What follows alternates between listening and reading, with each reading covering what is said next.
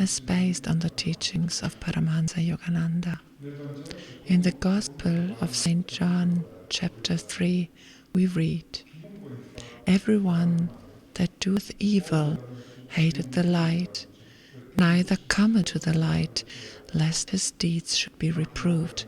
But he that doeth truth cometh to the light, that his deeds may be made manifest, that they are wrought in God." It is a common experience shared by most people that when a person errs, he experiences a desire to hide that error from his conscience instead of holding it up for purification. Error clutches its misdeeds to itself and resists correction, though it is only in the state of purity that we can achieve perfect freedom. It requires an act of will to offer that awareness up to the light and to hold it there until one's inner darkness is completely dissipated. For every state of consciousness has its own attractive power. And the more we allow that attraction to act upon us, the more we attract to ourselves the objective circumstances and experiences natural to it. Our faith is the attractive power of our underlying state of consciousness. Goodness attracts goodness. It takes goodness even to see goodness. Evil attracts evil, and it takes evil even to see evil. That is, to take special note of its existence. Whatever there is in you of darkness or light, offer it up to the heights. In the Supreme Light alone, you will find salvation. Accept nothing in yourself as your lasting reality. As the Bhagavad Gita says in the 12th chapter, "Cling thou to me, clasp me with heart and mind, so shalt thou dwell surely with me on high. But if thy thought droops from such height, if thou beest weak to set body and soul upon me constantly, despair not, give me lower service, seek to reach me, worshipping with steadfast will. And if thou canst not worship steadfastly, work for me. Toil in works pleasing to me. For he that laboureth right for love of me shall finally attain. But if in this thy faint heart fails, bring me thy failure." Thus, through Holy Scripture, God has spoken to mankind.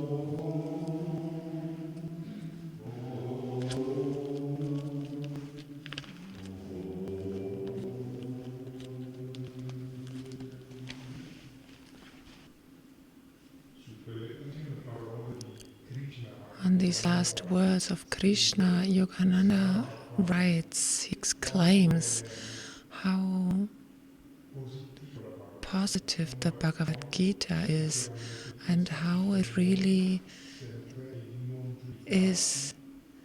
God is there for us and He doesn't judge us, but He helps us where we are. Even if we are in despair, we are unwell, Krishna says, "It's sufficient that you call me, that you offer yourself to me." And that is wonderful.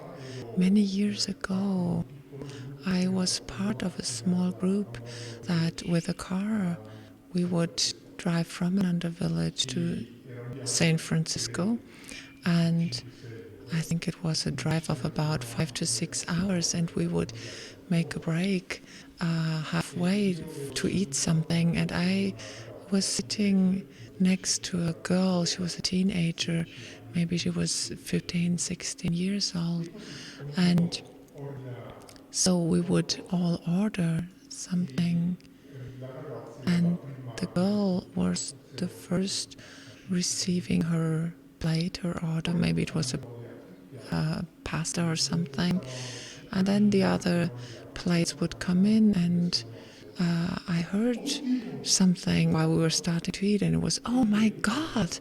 And I saw, and I was looking at the girl, and I saw that she had finished her plate, and the girl said, I can't believe I was so fast. I was eating so fast. In like 2 seconds, I have finished my plate.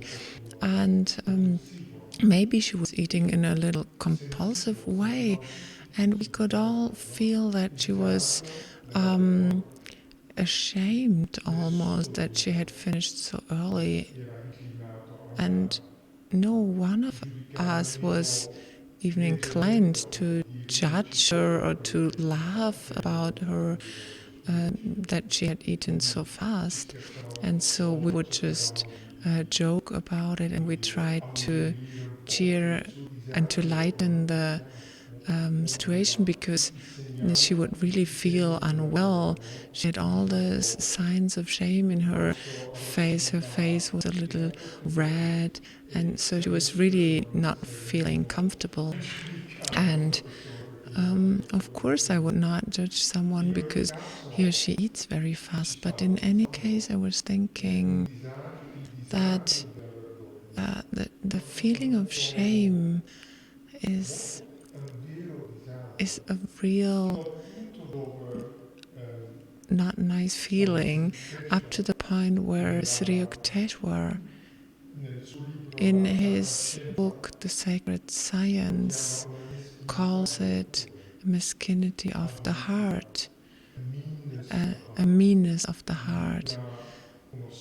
It's a state of consciousness that inhibits, Yukteswar says, the natural love of the heart to express itself, to manifest itself, where it's important to understand that, he says, the natural love of the heart is the celestial, heavenly gift of nature. So it's natural for us to be happy, to be loving, to know how to love unconditionally, and all the rest, the 8 meanness, they're natural, and also shame is it, and it's above the fact if someone has eaten too fast or something. It's the state of shame itself that oppresses the heart. And I talk about young people a little bit, on one side, because we still all have this young personality within us, and the sensations when we had 20 years, I even when you are 20 years old, you have the whole life in front of you, and you live things more intensely. You have the whole life in front of you to build up your life in this material world. And I myself have noted, when I worked with children, the first 8 years that I was in Ananda Assisi, I worked in the Ananda school with kids, and I realized how profound the insecurity of a child can be during learning experiences. In public schools, usually it's what the school expects you to learn. So you need to learn how to write, to read, mathematics, and so on. And how profound this fear of making errors can be in children. Not in all children, but in some it was a very profound fear, up until the point where we in the Ananda school would say, or we added a rule, so to say, because rules do not exist in our schools. But we said that the only error that you can make is not to try. If you try and you make a mistake, there is no mistake. The only mistake is not to try. So try a little bit. It's a bit like Krishna, who talks within us.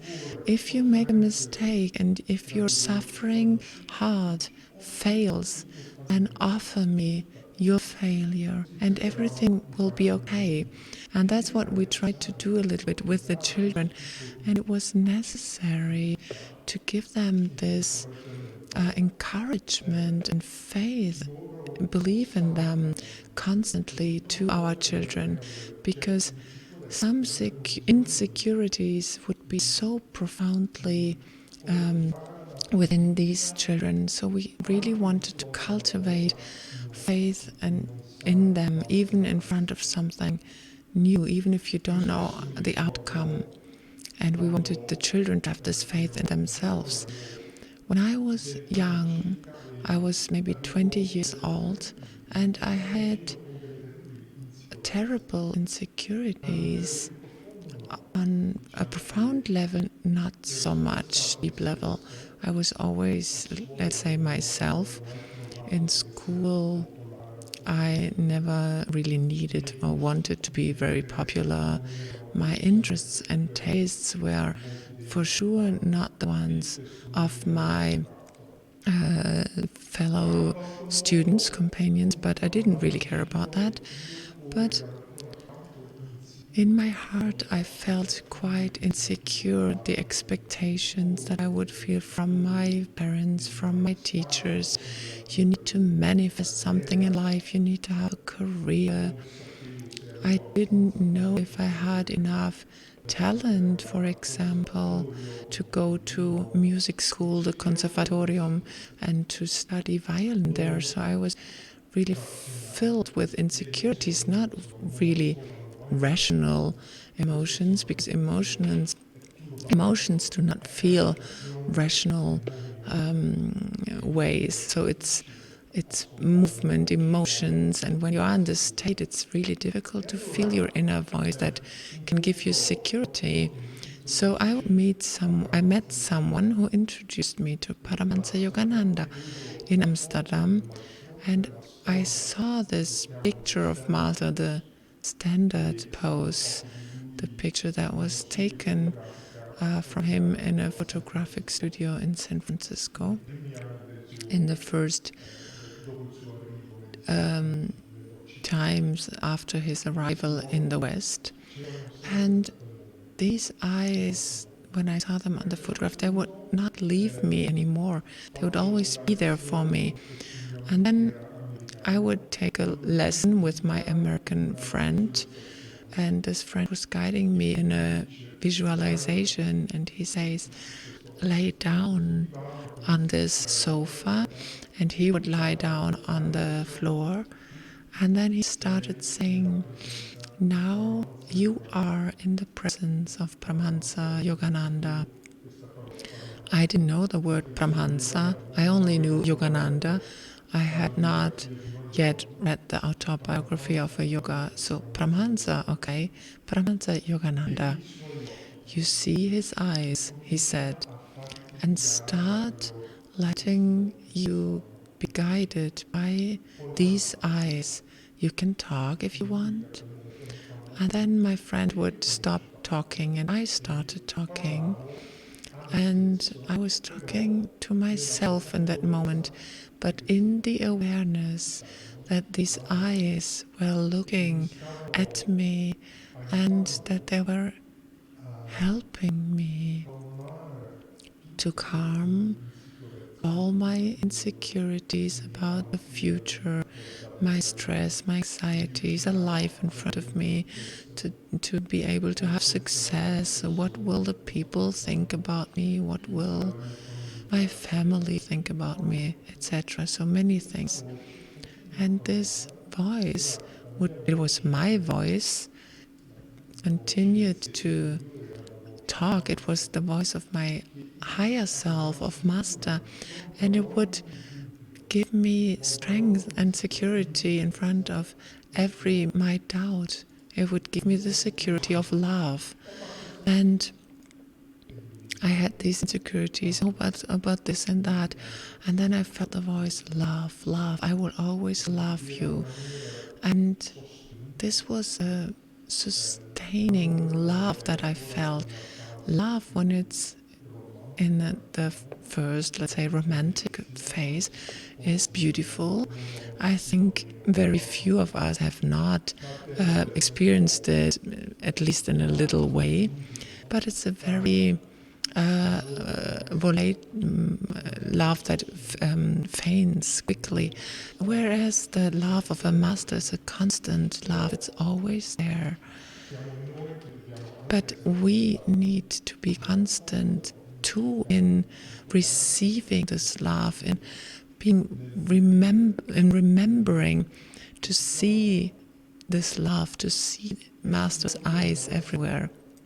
And these eyes of Master, when I continued my young life, these eyes continued always to look upon me. And once I was going out with friends and I got drunk and I went home and I threw myself on my bed, probably without changing my clothes. And I said to myself, something is wrong in what I did. And I saw Master sitting next to my bed. And I saw these eyes.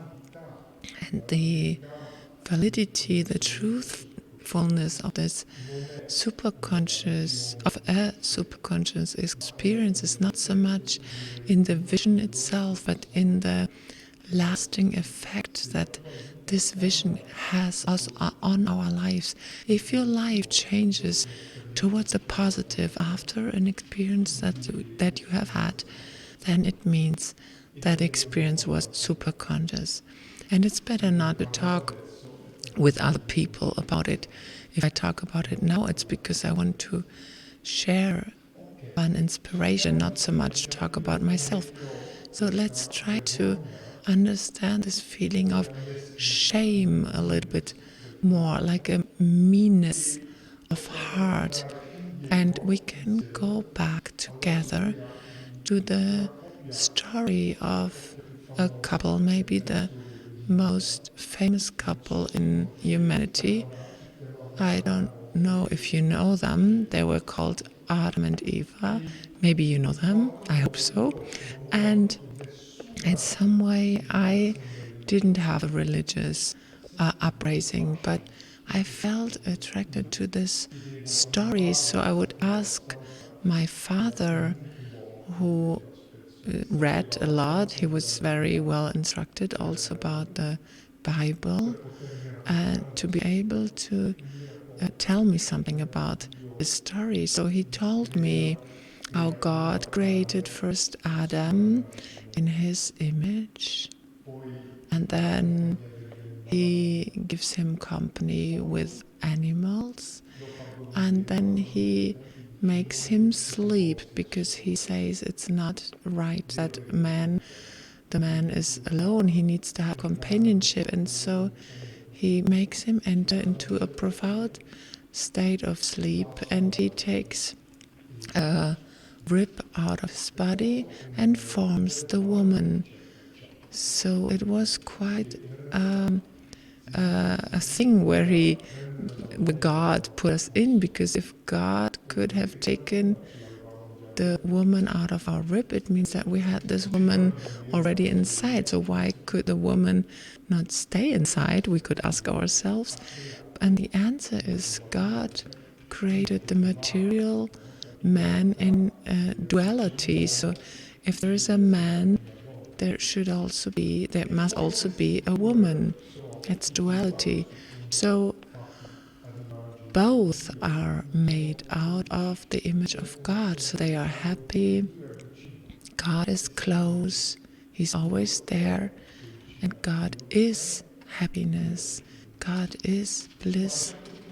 But at a certain point, she does something that she shouldn't have done. I'm not going to repeat the whole story, because if you want to read this story well, I recommend you from Autobiography of a Yoga, the chapter about outwitting the stars, where Sri Yukteswar gives a deep interpretation of this story of Adam and Eva. It's a very yogic interpretation. But I want to focus on something else in this story now. So she surrenders to temptation, eats the apple, and convinces also her companion to eat the apple. And apparently nothing changes. But then the Bible says, and I looked it up yesterday, in that moment, at a certain point, they realize that they are naked. And they try to cover their parts with fig leaves, and they knit them together and make a cloth out of it to cover their nakedness. And at a certain point, God says, in the midst of the day, so around midday, it's beautiful, the sun is high, and God walks through paradise and calls them. And they say, no, we won't come. And God asks, why not? Why are you not coming? We won't come because we are ashamed, we are naked. And then everything happens what we know. God expels them from paradise and puts an angel as a guardian with a flamed sword, so that it won't be so easy for them to re-enter into paradise. They need to get purified.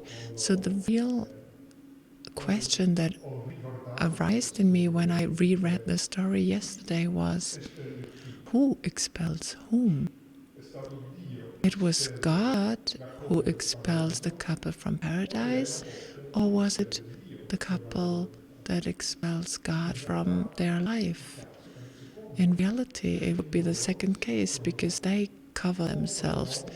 They cover their nakedness. And so they say to God, you cannot see us. So the whole story of today, the reading of today, the words of Krishna, they say, in front of God, before God, you not only have to be naked, but you can be naked, because God is the only being in the world who will never judge you. Be naked in front of God. You have nothing to hide, not even your most lower actions. You have nothing to hide. God Himself will not judge you. So they ate from this apple and then they covered themselves. If they had eaten from the apple, but then they would not have covered themselves, and when God then came and says, Adam and Eve, and they would run to Him and say, sorry God, without covering themselves, oh hey God, sorry, we need to tell you something, we have eaten the apple. What would God have done then? He could not have expelled them, because He made them in their own image. He sees them as a unity, as part of Himself. But if they cover themselves, then they cannot be part anymore of God, because they hide themselves. For me, this is a beautiful, beautiful teaching on overcoming, let's say, the complexes that we form in ourselves when we make mistakes, through the idea of being naked in front of God, not in front of others, because we said the only being that does not judge you, not ever, is God. All the others have their own problems, their own things to resolve, and so it is possible that if you want to show your mistakes on a public place, then people will say ha ha ha and laugh about you or other things and judge you. And then you would add something to the fact that you have to overcome things.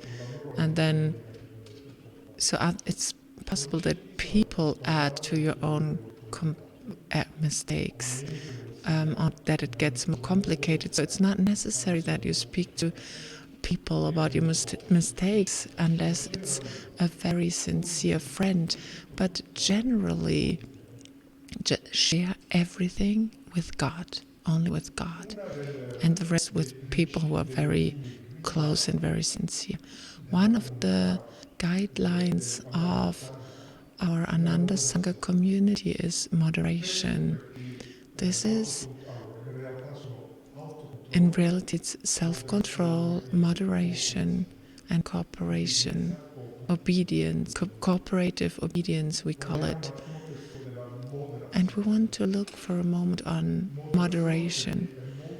Moderation, because it is very difficult to experience this calmness that is part of our true nature. Like Swami Sri Yukteswar says, if we let ourselves go too far into our instinctive parts, instincts, whatever these can be, it can be eating, sexuality, or frenetic ambitions. If we let our energy drive too far into those directions, we lose the right perspective. Let's say we cannot see others anymore. We cannot be aware of the reality of others and of our own reality, because instincts bring us far away from our center. So moderation means to discriminate and to keep the reins of your instincts in your own hands. So when Swamiji explains these guidelines, he says, bring God in everything that you do, because if you bring God in everything you do, it's much less easy. It's that you make mistakes, big mistakes, or that you go far into a different direction and then you need a long way to come back. But if you do everything with God from the beginning, then moderation becomes something natural. Moderation in everything, also in discipline, not only in sensuality or ambitions, also in the discipline you need to be moderate. And often I meditated on the question, what of the 4 yogas we have, for example, Bhakti, the yoga of devotion, Raja, the yoga of meditation and Kriya, Jnana, the yoga of introspection, or Karma yoga, the yoga of action. Which of these yogas is the most important? And often Karma yoga comes to my mind, because I don't meditate 18 hours a day. I meditate much less, and the rest of the day I'm active. So if you feel in everything, and this is the last theme I want to touch upon today, if you feel in everything that God acts through you, also when you make a mistake, then you don't say, I made a mistake, but say, a mistake has been made. If you change your way of talking, then something inside of you can relax. Swami Kriyananda said about himself, Kriyananda is just an event that is trying to happen. And if we can say this about ourselves too, it's helpful. So we fall, we get up, we fall, we get up, we fall, get up again. And if then we can say, Darshan is just an event that is trying to happen, nothing more, nothing less, offering everything upwards, everything that you do. And then don't talk about your meditations with others, as it is better not to talk about your own mistakes too much with others. It's also good not to talk about your own discipline with others. it's because it's not between you and others, it's between you and God. If you have the feeling that you need to confront yourself or your own discipline with others, then it's not so much about you and God, it's about you and the other person. So Yogananda said to Kamala Silva, as his direct disciple once, when he went away for a moment to meditate and he came back, and then he said, it's better not to say when you withdraw from meditation. You can just say, I need to do something. So with this thought, I will leave you today. And this is a very important little change that we can do in our lives, because it gives our inner life, our inspiration, our spiritual life a very happy note, that it becomes something between you and God. And I want to finish with a whisper from eternity, and I chose it thinking about Swamiji's words that says, every state of consciousness has its magnetism. So when we try to concentrate on higher consciousness, then we are always safe. O Spirit, I care not if all sufferings come to me or all things be taken away from me. I pray only that my love for Thee never fade through my own negligence. May my love for Thee burn brightly forever on the altar of my constant remembrance. Thank you.